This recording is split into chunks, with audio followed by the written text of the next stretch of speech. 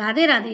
हर हर महादेव। ये कथा सुनने वालों के भोले बाबा सभी दुख दूर करें और घर में सुख समृद्धि लाएं। आज मैं आपको 16 सोमवार की कथा सुनाऊंगी और 16 सोमवार के व्रत कैसे रखना है और पूजा कैसे करनी है और पूजा की सामग्री क्या है, ये सब विस्तार से बताऊंगी। इसके लिए आप मेरे चैनल से लास्ट तक जुड़े रहें। इससे पहले मैं आपको बताऊंगी कि मैं अपने इस चैनल के माध्यम से हिंदुओं के समस्त व्रत त्योहारों आदि के बारे में इसी तरह बताती रहूंगी। आप भी मेरे साथ इस चैनल पर बने रहें। इसके लिए नीचे जो लाल कलर का सब्सक्राइब का बटन दिया है उसे क्लिक करना ना भूलें और वीडियो अच्छी लगे तो प्लीज लाइक करें और कमेंट में हर हर महादेव इस सावन के महीने में अवश्य लिखें।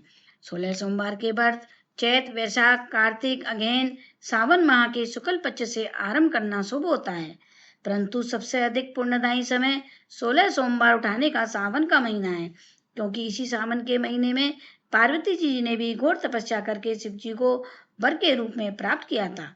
इसलिए जो कुंवारी कन्याएं हैं या लड़के हैं वे विवाह के लिए इस व्रत को करते हैं। 16 सोमवार के व्रत में हमें पूजन सामग्री में जितनी सामर्थ्य हो उतनी ही सामग्री ले सकते हैं। तुलसीदास जी ने भी कहा है, कलयुग केवल नाम आधारा। और फिर भोले बाबा तो ऐसे हैं कि वे एक लोटा जल से भी प्रसन्न हो जाते हैं। हमें सबसे पहले सामग्री में लेना है गंगा जल। यदि गंगा जल प्रचुर मात्रा में ना हो तो एक बर्तन में थोड़ा सा गंगा जल डालकर फिर उसमें सादा जल मिला दें, उससे पूरा जल गंगा जल बन जाएगा। चंदन सिंदूर सिंदूर आप शंकर जी और पार्वती जी दोनों पर चढ़ा सकते हैं। इससे शंकर जी का अर्धनारीश्वर स्वरूप हो जाता है। रोली रोली शंकर जी पर ना चढ़ाकर शंकर जी की जो शिवलिंग है उसके नीचे पिंडी पर जहाँ जल चढ़ता है उस पर जो जलेरी है वहां पर रोली लगाएं। फिर है चावल। चावल हमेशा साबुत लें। कच्चा दूध। पंचामृत में दूध दही घी शहद बूरा गंगा जल मिला हो। फूल और फूल माला। यदि सफेद आग के फूल मिल जाएं तो वह सबसे उत्तम है। माला भी सफेद फूलों की हो तो उत्तम है। इसके अतिरिक्त जनेऊ कलाया फल में मौसम का कोई भी फल नाशपाती छोड़कर। सुपारी लौंग इलायची साबुत पान के पत्ते पर रखकर चढ़ाएं। सूखे सिंगाड़े के फल कमल गट्टा काले तिल दीपक धूप कपूर आरती के लिए ये सब अंत में दक्षिणा देकर चढ़ाएं।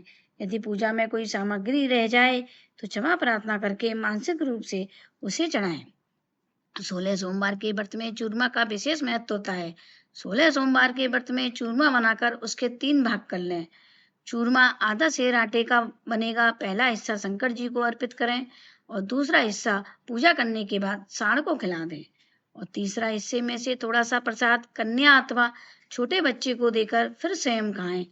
यदि आप मीठा ना खाना चाहें अथवा नमक के बिना ना रहा जाए तो 2-2 बादाम ले लें और सभी शिव परिवार शंकर जी पार्वती जी गणेश जी कार्तिकेय जी नंदी जी सभी पर चढ़ा दें और शाम को सूरज ढलने से पहले भोजन कर लें। उद्यापन के लिए 16 सोमवार के व्रत बीच में नहीं छूटते हैं। इन्हें जिस सोमवार से उठाओ उसी सोमवार से पूरे करने होते हैं।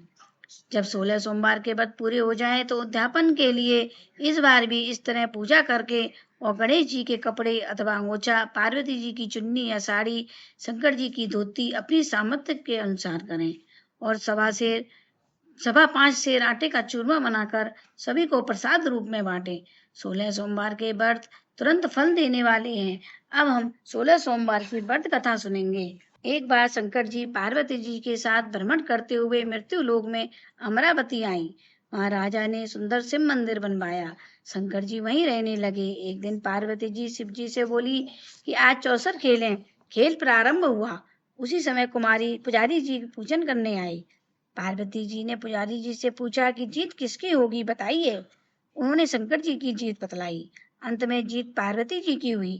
पार्वती जी ने मिथ्या अपराध के कारण पुजारी को कोढ़ी होने का श्राप दिया। पुजारी जी इस श्राप से कोढ़ी हो गए। कुछ समय बाद अप्सराएं पूजन के लिए आईं। पुजारी जी को कोढ़ी देख उनसे इसका कारण पूछा। पुजारी जी ने सारी बातें बता दी। अप्सराएं पुजारी जी से बोली कि तुम 16 सोमवार का व्रत करो, शंकर जी तुम्हारे सभी कष्ट दूर करेंगे। पुजारी जी ने प्रसन्न होकर व्रत की विधि पूछी।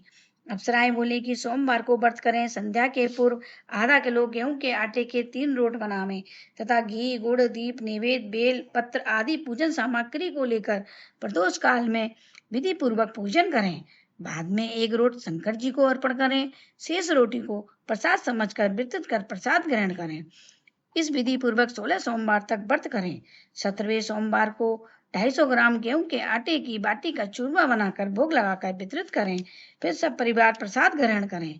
इस प्रकार करने से शंकर जी तुम्हारी सभी मनोकामनाएं पूर्ण करेंगे। यह सुनकर अप्सरा स्वर्ग को चली गई। पुजारी जी विधि पूर्वक व्रत करके रोग मुक्त हुए और पूजन करने लगे। कुछ दिन बाद शंकर पार्वती आए। पुजारी को देख पार्वती जी ने रोग मुक्त का कारण पूछा। पुजारी के कहे अनुसार पार्वती ने व्रत किया, फलस्वरूप अप्रसन्न कार्तिकेय जी माता के आज्ञाकारी हुए। कार्तिकेय जी ने भी पार्वती जी से पूछा कि क्या कारण है कि मेरा मन आपके चरणों में लगा। पार्वती जी ने व्रत के बारे में पूरी विधि बतलाई। कार्तिकेय जी ने भी व्रत किया। इसके फलस्वरूप उन्हें अपना बिछड़ा हुआ मित्र मिला। मित्र ने भी कारण पूछा। मित्र ने भी विवाह की इच्छा के साथ व्रत किया। फलतः वह विदेश गया। वहां राजा की कन्या का स्वयंवर था। राजा ने प्रतिज्ञा की थी कि हथिनी जिसको माला पहनाएगी उसी के साथ उसकी कन्या का विवाह होगा। यह ब्राह्मण भी स्वयंवर देखने की इच्छा से एक ओर जा बैठा।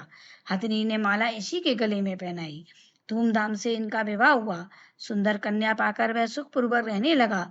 एक दिन राजकन्या ने उससे पूछा कि आपने ऐसा कौन सा पुण्य किया जिससे राजकुमारों को छोड़कर हथिनी ने आपका वर्ण किया। ब्राह्मण ने 16 सोमवार का व्रत विधि पूर्वक बताया। राजकन्या ने भी पुत्र प्राप्ति के लिए सब विधि व्रत किया और सर्वगुण संपन्न पुत्र प्राप्त किया।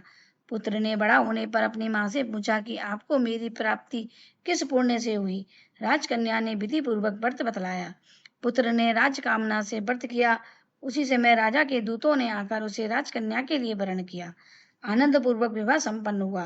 राजा के देवलोक से दाने पर ब्राह्मण बालक को गद्दी मिली, लेकिन वह इस व्रत को करता रहा। एक दिन उसने अपनी पत्नी से पूजन सामग्री शिव मंदिर में ले जाने के लिए कहा, लेकिन उसने दासियों द्वारा भिजवा दी, स्वयं नहीं आई। जब राजा ने पूजन समाप्त किया तो आकाशवाणी हुई कि इस पत्नी को निकाल दे, नहीं तो वह तेरा सर्वनाश कर देगी। आकाशवाणी को सही मान उसने रानी को निकाल दिया। रानी भाग्य को कोसती हुई एक नगर में बुढ़िया के पास गई। बुढ़िया ने इसकी दीन दशा देखकर उसके सिर पर सूत की बोतली रखकर बाजार भेजी, लेकिन रास्ते में आंधी के कारण पोटली उड़ गई। बुढ़िया ने उसको फटकार कर भगा दिया। वह वहां से तेली के यहाँ पहुंची तो उसके सब माठ चटक गए। उसने भी वहां से भगा दिया। पानी पीने नदी पर पहुंची तो नदी सूख गई। सरोवर पर पहुंची तो हाथ लगाते ही जल में कीड़े पड़ गए, क्योंकि वह उसी जल को पीकर आराम करने जिस पेड़ के पास जाती वही पेड़ सूख जाता। वन और सरोवर की दशा देखकर ग्वाले इसको पकड़ गोसाई के पास ले गए। इसे देखकर गोसाई जी समझ गए वह कुलीन अबला आपत्ति की मारी हुई है। गोसाई धैर्य बनाते हुए बोले कि बेटी तू मेरे यहाँ रह, किसी बात की फिक्र मत कर। रानी आश्रम में रहने लगी, लेकिन जिस वस्तु से इसका हाथ लग जाए उसी में कीड़े पड़ जाएं। गोसाई जी ने दुखी होकर पूछा कि बेटी किस देव के अपराध से तेरी यह दशा हुई है। रानी ने कहा मैं पति की आज्ञा का उल्लंघन कर महादेव जी के पूजन को नहीं गई। गोसाई ने शंकर जी से प्रार्थना करी। गोसाई जी बोले तुम्हें 16 सोमवार का व्रत करना पड़ेगा। रानी ने विधि पूर्वक व्रत किए। व्रत के प्रभाव से राजा को रानी की याद आई और उसने दूतों को रानी की खोज के लिए भेजा। आश्रम में रानी को देखकर दूतों ने जाकर राजा को पता बतलाया। राजा ने जाकर गोसाई जी से कहा कि महाराज ये मेरी पत्नी है। शंकर जी के नाराज होने से मैंने इसको त्याग दिया था। अब इन्हीं की कृपा से इसे लेने आया हूँ। कृपा इसे ले जाने की आज्ञा दें। गोसाई जी ने आज्ञा दे दी। राजा रानी नगर में आई। नगर निवासियों ने पूरे नगर को सजाया। व्रत करके रानी के साथ आनंद से रहने लगे। इस प्रकार जो व्यक्ति भक्ति सहित विधि पूर्वक 16 सोमवार व्रत करता है तथा कथा सुनते हैं, उसी सभी मनोकामना पूर्ण होती है तथा शिवलोक को प्राप्ति होती है। हर हर महादेव।